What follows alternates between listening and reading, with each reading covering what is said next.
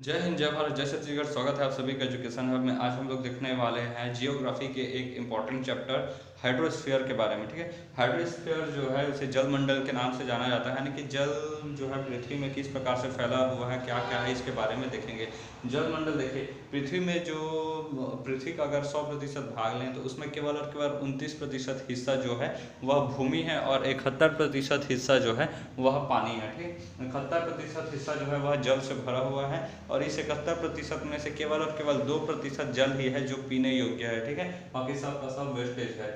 उत्तरी गोलार्ध में यानी कि पृथ्वी का आधा करें तो इसके ऊपरी भाग में जो है उत्तरी गोलार्ध में 61% जल है और दक्षिणी गोलार्ध में 81% जल है। ठीक है, देखिए समुद्री दूरी को जो है, समुद्र में जो दूरी है उसको नापने के लिए नॉटिकल मील का प्रयोग किया जाता है। ठीक है, जैसे कि हम लोग सामान्य भूमि में चलने के लिए किलोमीटर्स का प्रयोग करते हैं या फिर मील का प्रयोग करते हैं, तो समुद्र में नॉटिकल मील का प्रयोग किया जाता है। ये नॉटिकल मील लगभग 1.852 किलोमीटर के बराबर होता है। एक नॉटिकल मील यानी कि 1.852 किलोमीटर के बराबर होता है, लगभग 1.25 किलोमीटर से थोड़ा सा और ज़्यादा। ठीक है, समुद्र की जो गहराई होती है, गर्त होता है, ठीक है, इसे मापा जाता है फैदम में।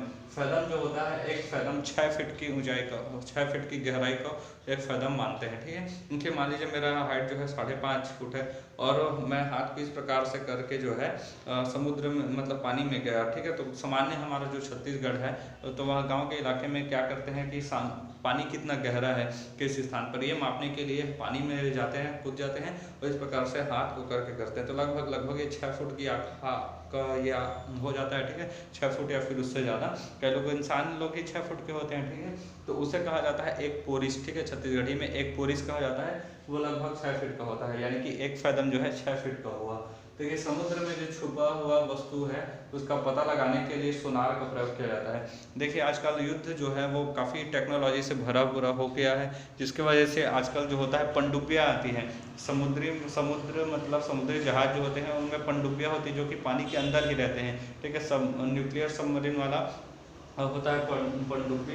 ये पनडुब्बी जो होते हैं इसका पता लगाने के लिए कि समुद्र में पनडुब्बी है कि क्या है, तो इसका प्रयोग करने के लिए पता लगाने के लिए सोनार का प्रयोग किया जाता है। ठीक है, सोनार जो है वह पराश्रव्य ध्वनि का प्रयोग किया जाता है। इसमें पराश्रव्य ध्वनि तरंग टकरा कर आती है जिससे पता चल जाता है कि इसके अंदर कुछ वस्तु है। ठीक है, अब देखते हैं ज्वार भाटा। ज्वार भाटा यानी कि टाइड। ठीक है, समुद्री जल जो है अपनी सामान्य स्थिति में होता है। ये जो समुद्री जल है ये एक लेवल पर है, अपनी सामान्य स्थिति पर है, लेकिन कभी कभी ऐसा होता है कि समुद्री जल जो है वह अपने सामान्य लेवल से पूरा ऊपर उठ गया। देखिए यहाँ से घर से जो नीचे है वो घर के पास आ गया। ठीक है, मतलब घर को मतलब छू रहा है, यानी कि भूमि की सतह तक पहुँच रहा है। तो जो समुद्र का जो पानी है वो अपनी सामान्य स्थिति से थोड़ा ऊपर चला जाए, ठीक है, तो इसे कहा जाता है ज्वार।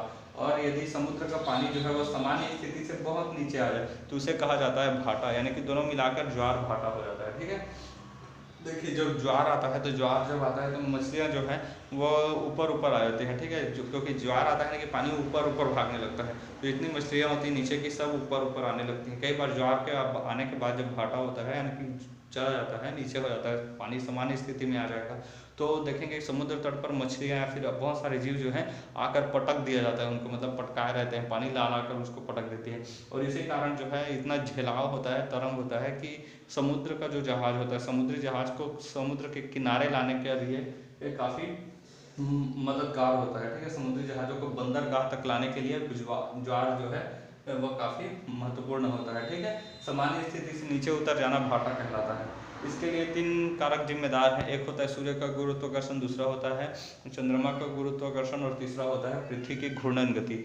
पृथ्वी जो है वह दिन भर घूम रहा है। ठीक है, इस प्रकार से घूम रहा है, 24 घंटे में एक चक्कर एक घूर्णन मतलब पूरा करता है।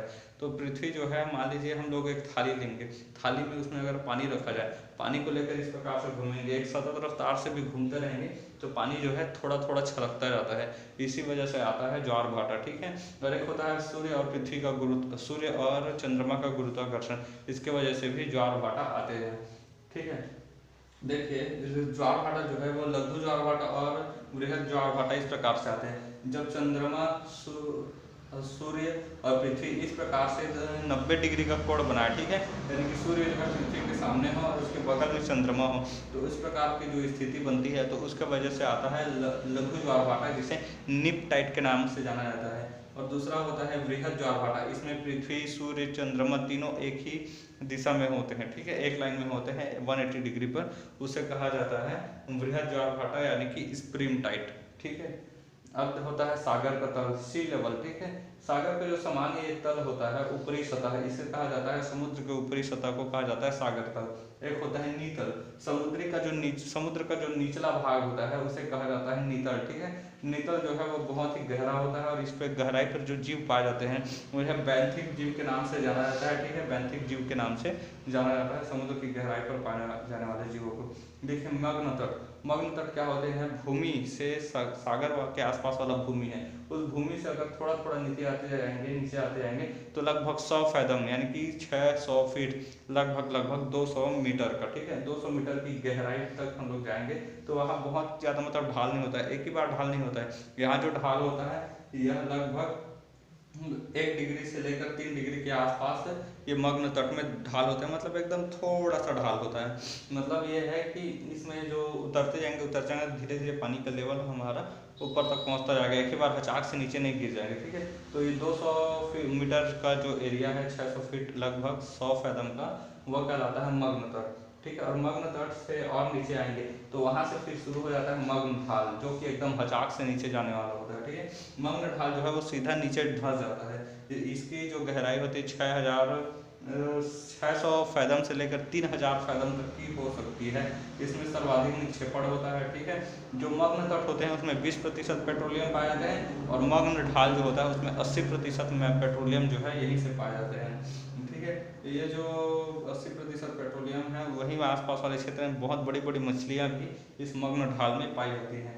देखिए इसके बाद होता है द्रोणी या फिर बेसिन, नीतल यानी कि जो नीचे का जो समुद्र का निचली सतह है, इसका जो उबड़ खाबड़ स्थान है उसे ही कहा जाता है द्रोणी।